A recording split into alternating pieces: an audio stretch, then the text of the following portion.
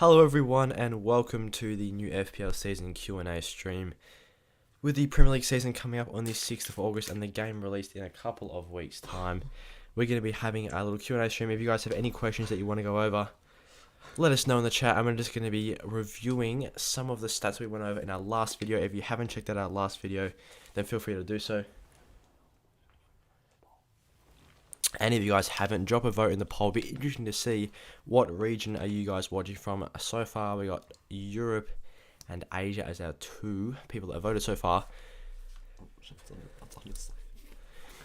So we think that the game should be released on either the 22nd or the 29th of June, which would mean fixtures would be released around in the week or so build up to that.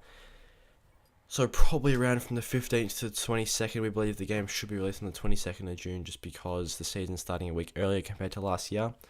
So it is actually fairly soon before the Premier League fixtures get released, around 10 to 15 days, I'd say.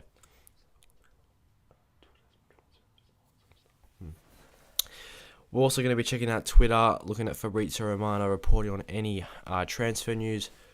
Of course, there is a couple of players moving clubs around the world right now, and we're going to be discussing the new signings to the Premier League and what signings we think are going to be the best ones, the best additions to the squads, and the best FPL assets ultimately. So yes, with the preseason coming up, stay tuned for plenty of content. We're going to be doing a fixture release video. We're going to go over the teams, the best fixtures, players to target from those teams, look at price reveals, everything like that.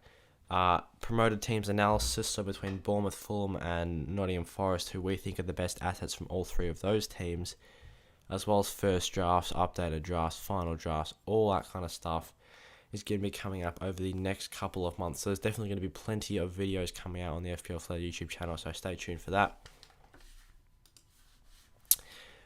Before we have a look at the new transfers though and the new signings to the Premier League, I'm just going to go over last year's highest scoring players and having a look at some key stats.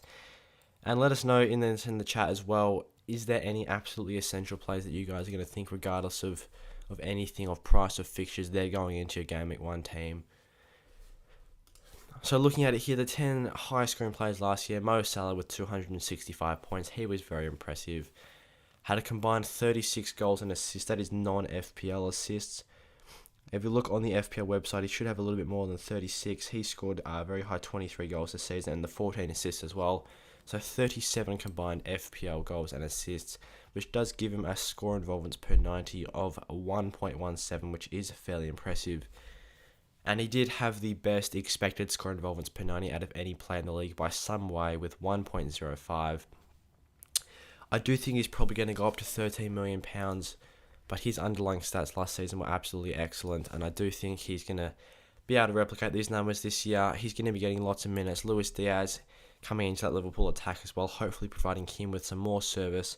Of course, he's on those penalties as well. I do think he's going to be worth the price tag. He's such a consistent performer in FPL, and he tends to start the season very well. Obviously, this season, he tapered off in the last 15 weeks or so, but he came out flying. I believe it was like one blank in the first 17 or so game weeks. He was absolutely excellent. He's always a very, very good option to have in the FPL squads. Looking at another one that I think could potentially become an essential player coming into the 2022/23 season, Heung-min Son looks to be a great pick. Only scored 7 less points than Salah, but he did start the year £2.5 million cheaper than him at £10 million. I thought he was especially impressive. He had himself 23 goals as well, which did have 10 FPL assists. We do have him at 30 combined goals and assists. Obviously, he got 3 extra assists from our FPL assists. His goals and assists per 90 was sitting at 0.9, which is very, very impressive. I believe this ranked 3rd or 4th amongst all players in the entirety of last season. And his expected score involvements per 90, fairly impressive as well. He did actually have lower expected score involvements per 90 than his Spurs teammate in Harry Kane. But Son was very clinical this year and he scored a couple of screamers as well. So he was able to get lots of FPL points. For his 258 FPL points, he was actually only projected to score 210. That stat is from Fantasy Football Fix. They have the expected FPL points. He actually scored 48 more points than he was expected to, so that just shows how clinical he was. which is, of course, a good asset to have in an FPL player, being able to finish off their chances.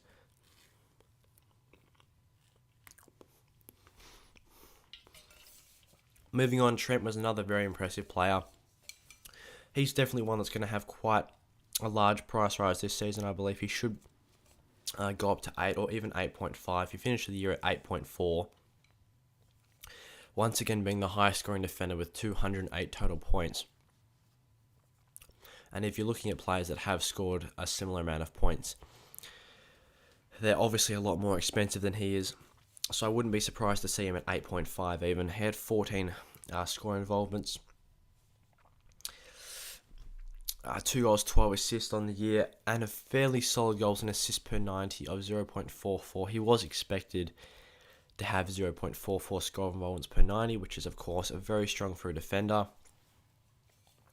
I do believe this was the highest, or second highest, out of all defenders across last season. Very, very impressive stats from him. And, of course, Liverpool's defence is very solid, getting plenty of clean sheets, recording 18 clean sheets last year to accompany those 14 attacking returns. Jared Bowen is definitely an interesting one as well. Obviously had an excellent season last year, 206 total points. He did have 22 goals and assists combined, but he got quite a lot of lucky FPL assists. I believe he actually finished up with 17, which is outrageous. He did actually only have 10 actual assists, but 17 FPL assists. So even with those 10 actual assists, 12 goals and 10 assists is a fairly strong output. Definitely a very good option. Probably will be £8 million this season. Definitely a significant price rise coming for him. Maybe even 8.5, scoring 206 total points. That's absolutely immense. He's going to be getting lots of minutes. His expected score involvements per 90 were very solid as well at 0.51, which is very, very impressive, especially for a player of his price. He looks just to be getting better and better every season. Definitely one to consider for the squads. Other ones like Cancelo and De Bruyne, the two Man City assets, I thought they were very impressive last season. I'm not too sure about Kevin De Bruyne as an FPL option. He doesn't get the most minutes, only 2,100 minutes last year. With Erling Haaland coming into the side, I do think he's probably going to be the most popular Man City asset. Let me know as well if you guys are going to go for Erling Haaland in your FPL teams. He's probably going to be 12 to 12.5 million pounds. Very expensive option. Definitely going to be a premium choice. Ronaldo came into the Premier League at 12.5 million pounds. And I do think Erling Haaland is going to be a similar price. He's going to be getting, hopefully, decent starting minutes for Man City. I know there's a bit of rotation in that squad, but it is Erling Haaland. And, of course, he's going to be getting plenty of service from his teammates as well. So I do think he's one worth considering and could potentially replace De Bruyne as the preferred Man City attacking asset. Kane is an interesting one. As I touched on before, his expected score involvements per 90 were actually better than his teammate Heung-min Son. Obviously, Son does get the extra points for the goals and the clean sheets, which did lead to Son significantly outscoring Harry Kane across the year. Kane only scored 192 FPL points, which is still a fairly strong output. 26 goals and assists combined, but he was expected to do a fair bit more, and I do think he's going to be getting a price decrease, probably to £11.5 million. So definitely, I think he's going to be one worth considering in that forward option. There's definitely going to be some decent forward options this year. Whether Diogo Jota moves forward, whether I'm assuming Ronaldo is going to stay as a forward, probably at 11 to 11.5. Harry Kane's, of course, always there. So definitely 3 solid premium forward options to consider for the squads. Otherwise, those are the main highlights for the highest scoring players last year. And we think Salah, Kane, Son are going to be 3 of the strongest players coming into next season. We'll have to see how Haaland goes. Superclock YT, when can you start your FPL team? The game probably will be released on the 22nd of June. That's when we think it's going to be released, so 17 days, with the fixtures being released a little bit before that as well. So we're just here to go over any questions you guys have and just discuss everything FPL coming into the next season.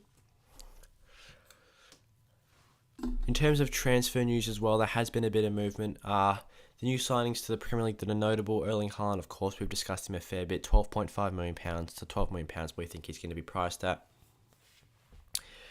Looking at his Bundesliga stats last year, he had 18.6 non-penalty expected score involvements. I believe he did end up with 22 or 23 goals across the season, which is a fairly decent amount of attacking output for him, with roughly 22 score involvements, I believe. That should get him a fair few FPL points. Obviously, only scoring 4 points for goals forward. But with Bundesliga players coming into the Premier League, it is difficult to assess how they're going to perform. Obviously, Timo Werner a couple of seasons ago, everyone jumped on him for game week 1. But I think Erling Haaland is a little bit different. He's a generational talent. He's definitely a very, very good player. He's built for the Premier League. He's tall, he's strong, he's fast, he's got good finishing, which is everything you want from a forward option. And of course, he's playing in a better team and going to be getting better service. The other one, which I'm really interested in, is Ivan Perisic from Tottenham. He was absolutely immense last year in the Serie A for Inter. He was probably the best or second best player in the league behind Rafael Leao. I thought he was extremely impressive. Depending on where he's going to be positioned, either as a defender or as a midfielder, I'm not too sure. I do think his position is going to dictate his price as well. We'll have to see how he goes in that Spurs defence. If he's going to be playing as a left back / left wing back type of role, I probably expect his price to be around 5.5 to 6 million pounds. If he's going to be playing left wing for Spurs and he's going to be positioned as a midfielder, he could potentially see a 7 million pound price. If he's going to be getting starting minutes for them in left wing, but obviously Tottenham's front three is already very strong with Kulusevski, Kane and Son. So I would expect Perisic to be playing as a left wing back, obviously replacing Reguilon. Reguilon was priced, I believe, 5 or 5.5 last year.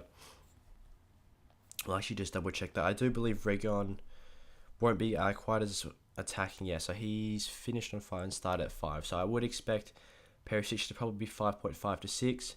Spurs defense is fairly solid, and Perisic is a very attacking player as well, so I would be expecting him to be getting forward into the box, having strong attacking returns. I do think he could potentially be, if he's positioned as a defender, one of maybe even a John Lundstrom kind of situation, if not a very strong attacking fullback, such as the likes of Trent, Cancelo, Reece James, or even Ben Chilwell. He's one to consider as well, with Alonso wanting to go back to Spain.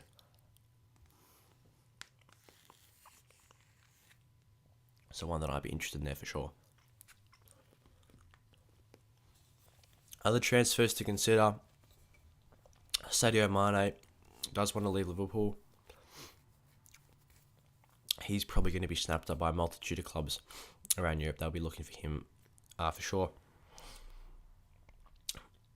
So I do think that's going to lead to the front three probably being Diaz, Jota and Salah, with Jota playing that forward position. He did start Jota as a centre forward 63% of the time last season, which is very high, which could see him have a position change to forward, which I believe would make him one of the best forward options in FPL.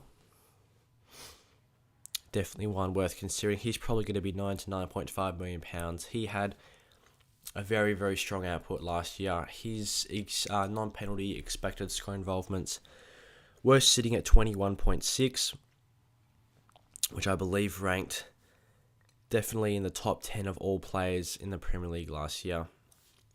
And hopefully he gets some more minutes this season with Mane departing the squad. I think he is definitely the preferred option over Roberto Firmino in that centre forward / striker type of role for Liverpool. With that being said, Luis Diaz as well, probably going to be an 8.5 to 9 million pound option if he's going to be getting starting minutes in that Liverpool squad. I do think he's going to be a midfielder. I don't see him being positioned as a forward. He's going to be playing on the wing, which, as we know with Mo Salah, he plays on the wing and he's positioned as a midfielder nearly every year. So I think Luis Diaz is one worth considering as well. Not quite as good attacking output as the likes of Diogo Jota, so we'll have to wait and see. But it will be interesting when the managers go for Luis Diaz over the likes of Mo Salah and use that extra money to go for Erling Haaland up top in their teams. That's definitely going to be one of the moves that managers will be looking to make in their Game Week 1 teams for sure.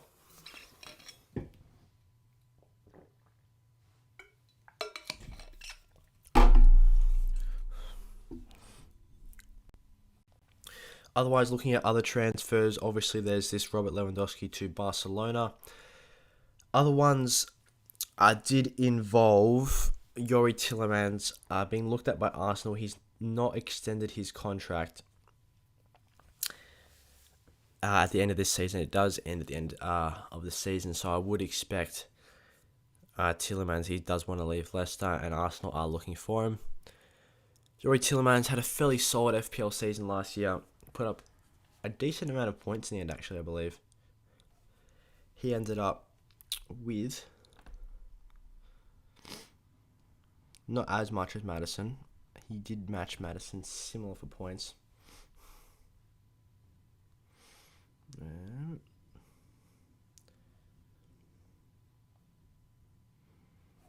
120 points across the year, so not bad for a £6.4 million player. 6 goals, 4 assists. We'll have to see with that Arsenal situation as well. Looks like Lacazette's going to be leaving, and Nketiah's going to be staying for them. Nketiah signing on.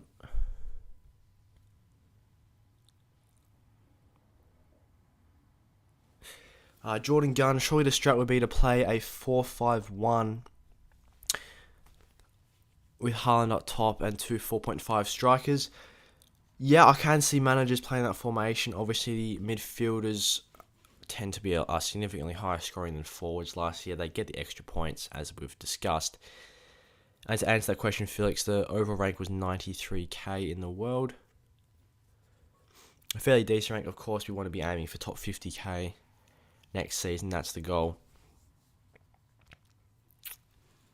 But yeah, with the 4-5-1 formation, of course, as I discussed before, 5 midfielders is very good. A lot of midfielders are going to be good options this year. As we've discussed, Salah's always there. There's Saka, there's even Kulusevski. He's going to be a good option. I think he's going to be getting nice starting minutes for Tottenham. Should be a cheap pick. Other ones include Jared Bowen, Wilfried Zaha, as he was in our team. He ended the season very well. We'll see what happens with Rafinha and Leeds, with Bamford coming back as well, so he could be one worth considering if he stays at Leeds. Definitely lots of good midfield options, but when you're playing the one forward and you have 2 4.5 strikers as well, if another good forward option pops up, such as like if Diogo Jota is a forward or Ronaldo comes into good form or good fixtures, Kane is scoring loads of goals, it's going to be very difficult to switch to one of those, because they're so much more expensive than 4.5, you're going to have to probably take a hit to be able to get them in. So in terms of a Game Week 1 draft, the flexibility is decreased a little bit with 2 4.5s. Now, I do think if Jota goes to a forward, you're going to be wanting to play at least 2 forwards. Mark, for FPL, I would love Trossard to move to a bigger team.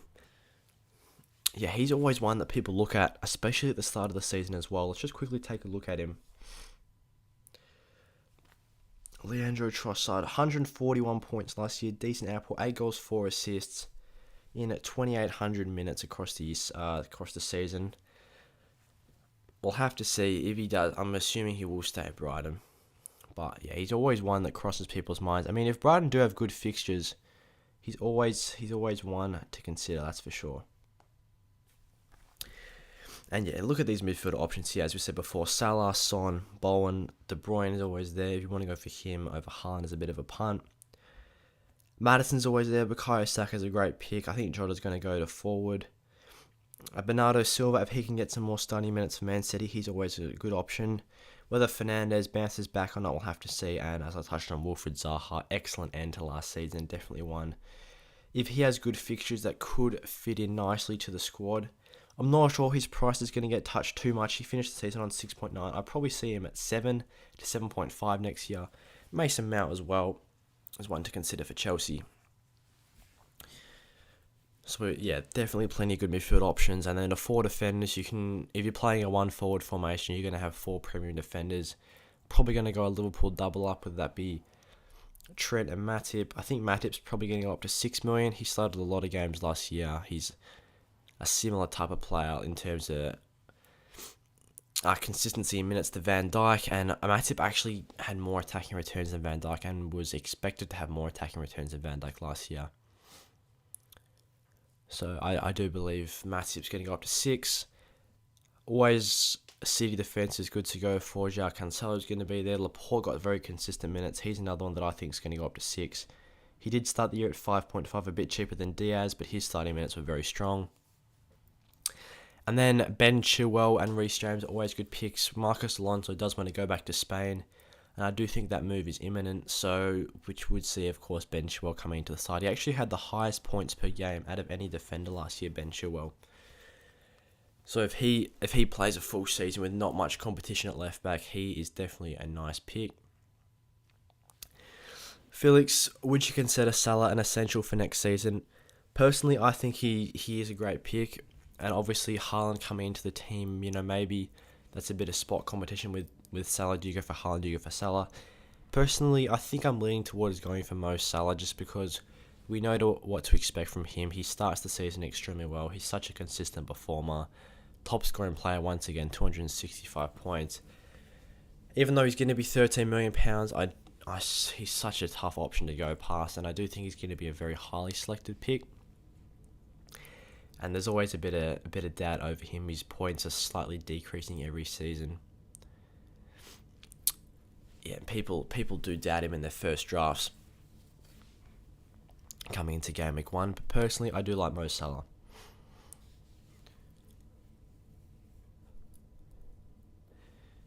Jamie Kane, love your vids. Thanks, mate. Haaland price prediction. We think he's going to be 12.5.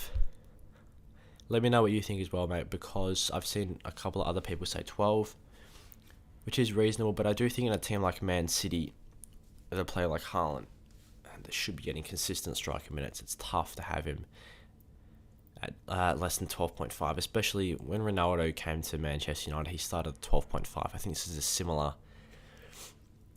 similar type of thing. He's an excellent player coming to a great team. Mark, Salah dropped off big time at the end of last season after getting too tight with fixture congestion. I think Salah is a go-to after World Cup as he will have a month rest over the majority of the league. Definitely something to consider as well. We haven't discussed that yet. World Cup is going to be starting November, so that's a massive interruption to the Premier League season. And depending on how deep teams go into the tournament, of course, there's going to be squad rotation after the World Cup when Premier League starts back again.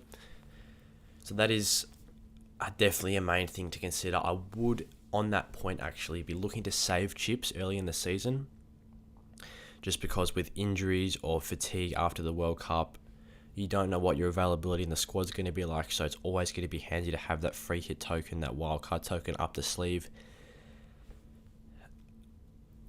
just to avoid having a serious lack of players having to take hits. If you've got only like 7 or 8 players playing in a week, I would definitely be looking to save those free hits and wildcards early in the year with the World Cup. Salah, though, does start the season extremely well, so I do think for the first couple of months of the Premier League season, Salah's going to be very nice. He's going to have that World Cup. He's going to be good after the World Cup as well, so I do think you could probably start him in your teams. And yeah, he's going to be getting that rest during the World Cup as well.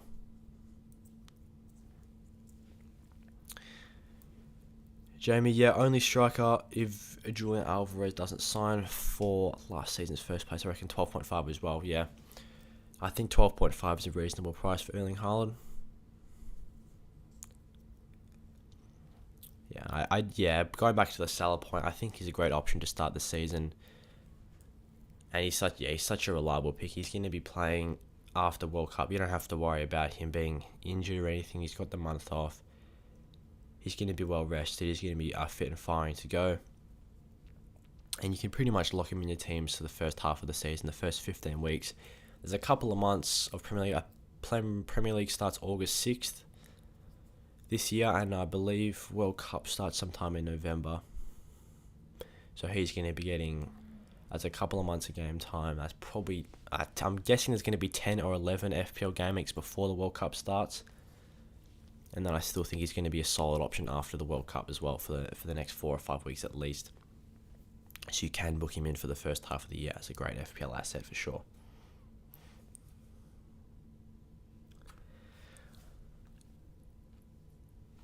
Looking at this recent Fabrizio Romano tweet, If you guys haven't checked him out on Twitter, do give him a follow. He's an absolute gun when it comes to transfer news. In terms of Mo Salah, his situation not changed. He does not want to leave Liverpool this summer. That's obviously good news to get me staying in the Premier League at least. Now that's more on Mo Salah. Manchester United wanted to open direct talks with Barca for Frankie de Jong, as they feel there's a chance to sign him because of Barca's financial situation. If you ask me, that just makes Mo Salah more of a tempting FPL asset. Cristiano Ronaldo more of a tempting FPL asset because he's going to be getting some nice service from Frankie de Jong if he does end up joining Manchester United.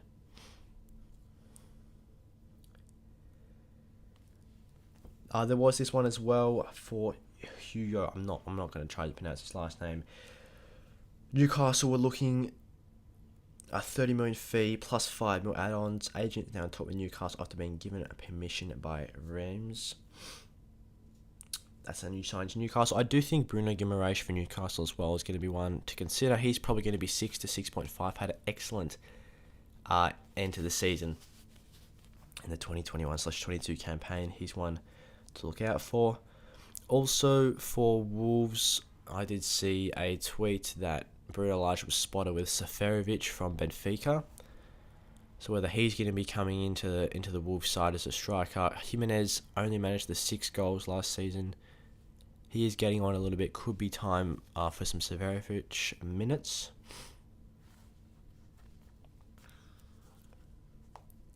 There's that Barca with Frank de Jong as well.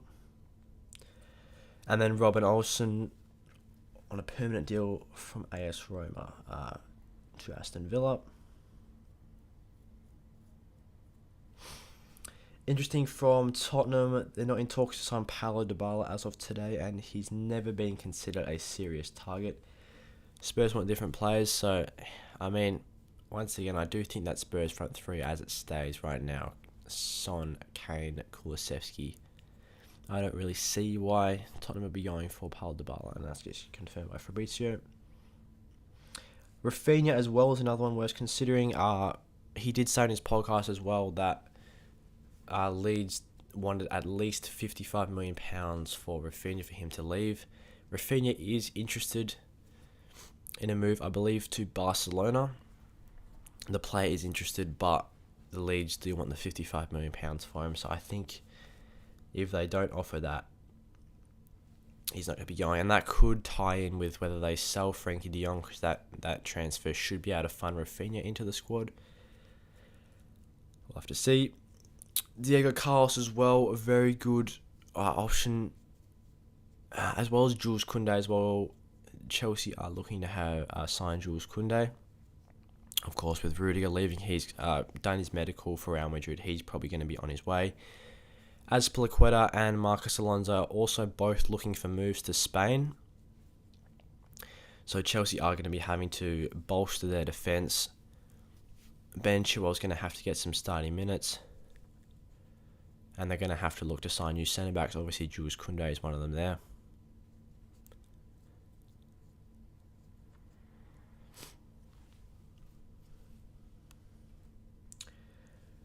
Chiellini to LAFC, that's another one.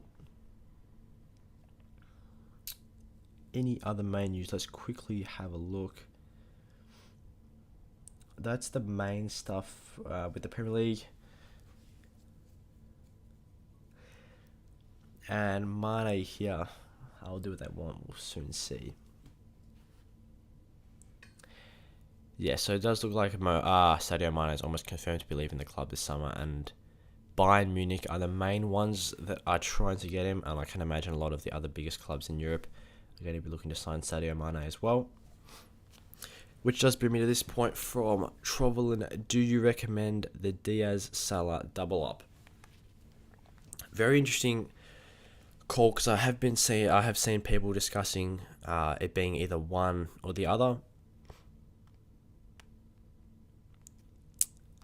Whether it's going to be both, I'm not sure about this move, because I would be looking to have Diogo Jota in the team over Diaz. I think Jota's going to be getting just as many starting minutes, and I think Jota being positioned as a forward, he's going to be a great forward option, probably at £9 to £9.5 million in my opinion. If if you chuck him up top, I definitely think he's going to be getting you lots of points. His expected stats are very strong, and he probably has a better attacking output than Diaz, purely based on last season. We'll have to see how Diaz goes, getting those full starting minutes and playing a full Premier League season. And then, assuming that you go for Jota in the team, of course, Trent or any Liverpool defender for that matter is probably worthwhile. So personally, I'm going to say no to the Diaz style double up. If you personally believe Diaz is going to outscore Diogo Jota, Diaz is a midfielder, he does get the extra points, then I wouldn't be opposed to the Diaz style double up and then go for that Liverpool defender.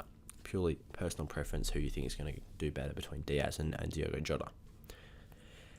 Mark once more, seen a few notes saying Manchester United looking to sign Christian Eriksen. Could be a really good Bruno replacement to save funds, but will be a rotation risk if it happens. 100%. I haven't seen Fabrizio talk too much about the Christian Eriksen move, but definitely with the Frankie de Jong move, I think Ronaldo is just going to be getting better service, because that's, at the end of the day, that is what he needs. And he's going to need players that can finish off the chances that he's setting up, because it happened a lot of times last season where he's been able to set up his teammates, and whether it be Bruno Fernandes or others, haven't been able to convert the chances. So we'll have to see how Ronaldo goes with that. Hopefully a bolstered Manchester United team so they can get back to their best and challenge for that top four once again. Try and close that gap between what Man City and Liverpool have over the rest of the league for sure.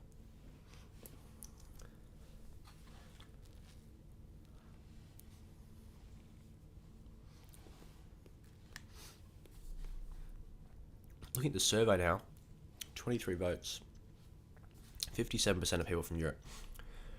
What's the time in Europe right now, and what country in Europe are you guys watching from? I'm going to guess England. Oceania, 13%, Asia, 30%. None from North America. I'm assuming it's probably not the time to be watching in North America.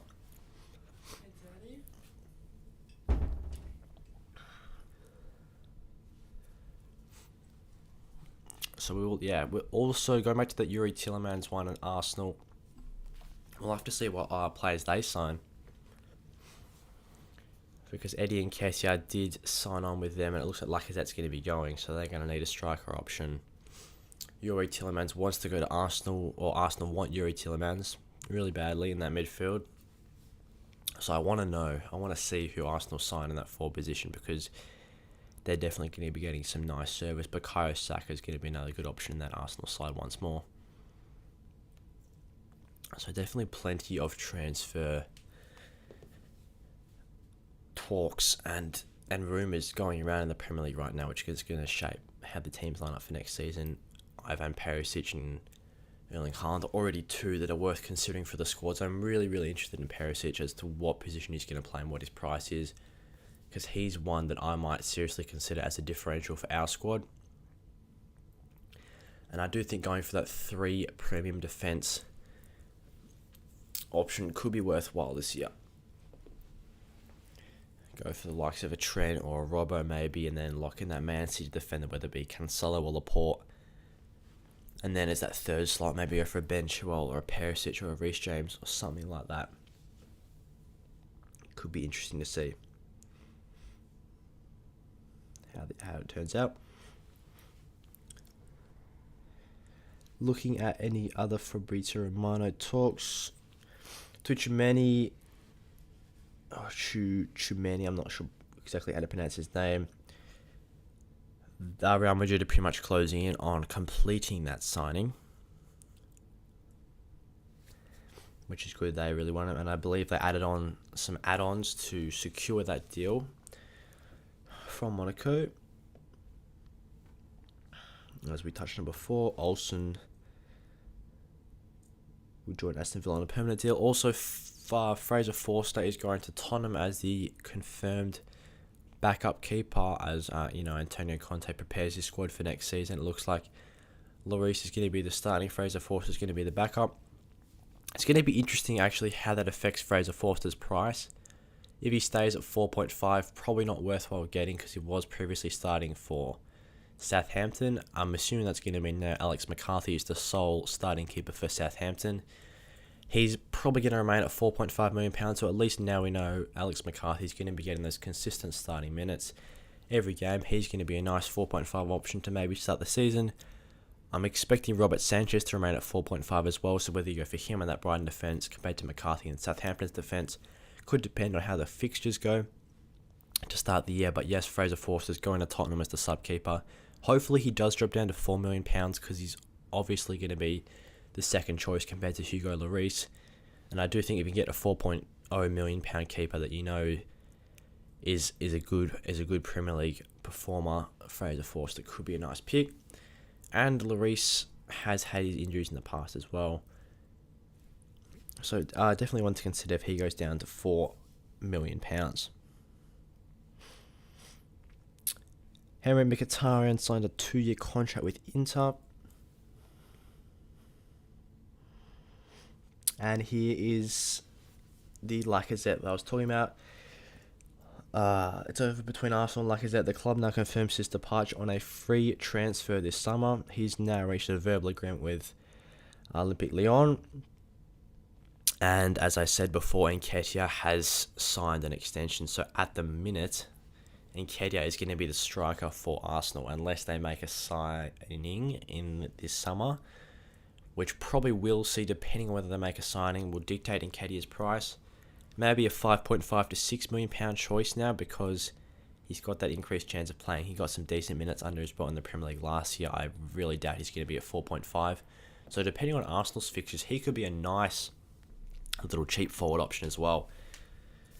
Depending on what signings Arsenal make, he could be a really good differential pick. We'll have to see what Arsenal's fixtures are like and what signings they may do. Bergwijn would be ready to agree on personal terms with Ajax. Once again, that just increases the chance of starting minutes for likes of Kulusevski, Son and Kane. Mainly Kulusevski though, because he did lose minutes a couple of times to the likes of Lucas Moura and Steve Bergwijn.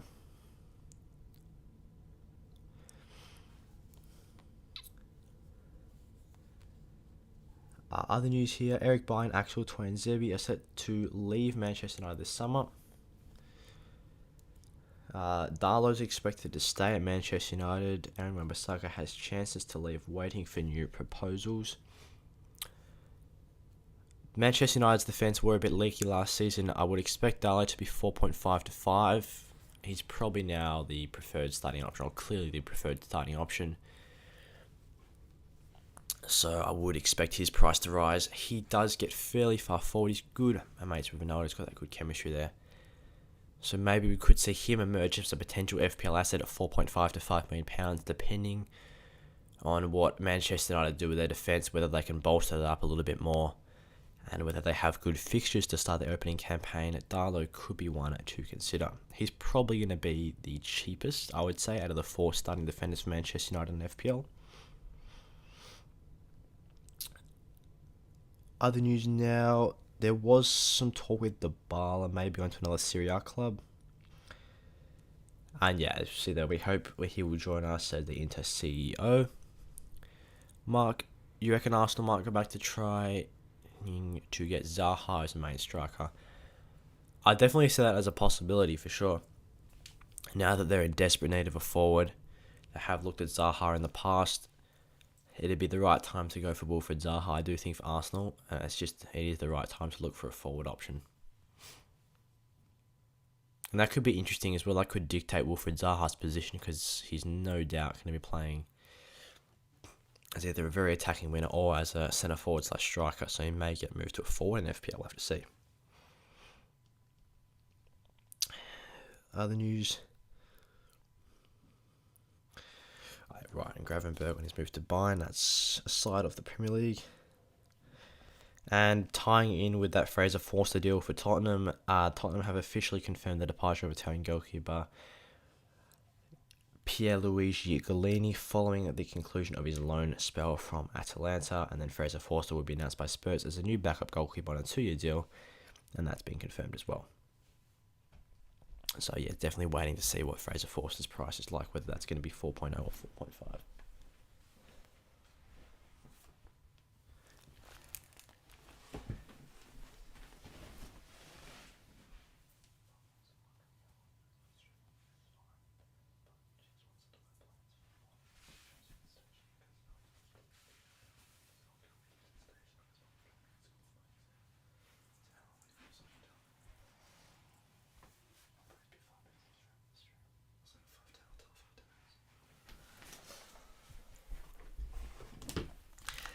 Yeah, so those are the main transfer talks for the Premier League going to next season. That is the main points that we wanted to discuss for the stream. There is definitely plenty of players on the move, especially to the Premier League this year. Arsenal are going to be wanting to sign a new striker. Arsenal also could be looking to get Youri Tielemans, whether Rafinha stays at Leeds. Perisic, of course. Fraser Forster, of course. And Kedia becoming the sole striker for Arsenal currently. And the main one is Erling Haaland to Man City. It's always interesting to see what the ownerships of these players are like going into the Premier League next year. Mark, I have a random question for you. What player would you most like to transfer into Premier League for FPL? So I'm assuming it's a player not currently in the Premier League that I like to see join the Premier League. I'm a big Robin Gosens fan from Atalanta. So It'd be nice to see him join the Premier League. He's a very attacking fullback, and I like the attacking fullbacks. I think the options right now are fairly obvious. It's, you got your Trent, Robbo, Reece James, Cancelo. It'd be good to have a differential one like that, like a Robin Gosens or someone like that, which is good with the Perisic move. It'd be nice to see an attacking fullback join the Premier League, increase the amount the managers have to think about going for those template options, that's for sure. Otherwise, I'd always think it'd be good for Messi to join the Premier League just because he's never been to the Premier League before, and it'd be really interesting to see what he's like up against in the best league in the world, that's for sure. Mark, great answer. I appreciate that. So yeah, as I touched on before, those are the main things that we wanted to go over in the stream, just discussing last year's player stats, who we think are going to be nice essential picks. For us personally, I would say essentials right now, Salah and Son are my two essentials. I can see people going for Haaland over Salah, but I think my two essentials are Salah and Son. Those are the locks going into my team. We've gone over transfer news and everything like that. So thank you to everyone that has tuned into the stream and asked questions in chat and answered to the poll as well. Europe came out strong today. 58% of people from Europe, a couple from Asia and Oceania as well. So thank you to everyone that has tuned into the stream. Definitely do look out for streams. Plenty of streams and videos coming up over the next few weeks in the build up to the Premier League season and the FPL season launch. Definitely going to be plenty of content. There's going to be first drafts, updating drafts, promoted teams analysis, looking at the best players from all the promoted teams.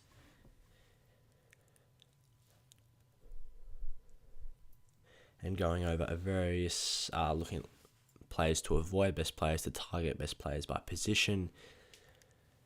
Teams with the best fixtures and the best players to target from the teams with the best fixtures as well. So definitely plenty of pre-season content coming up. Stay tuned for that.